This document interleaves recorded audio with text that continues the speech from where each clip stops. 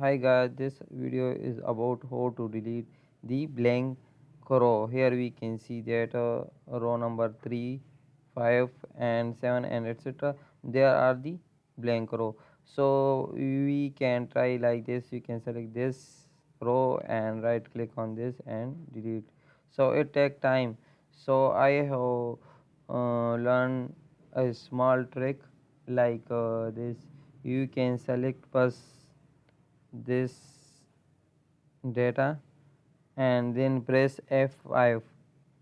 Here we can select this one special and click this blank and then OK, and then we can press Alt plus negative sign and then we can select this entire row and then OK. So here we can see that the blank row are removed. Thank you for watching this video. Please subscribe my channel.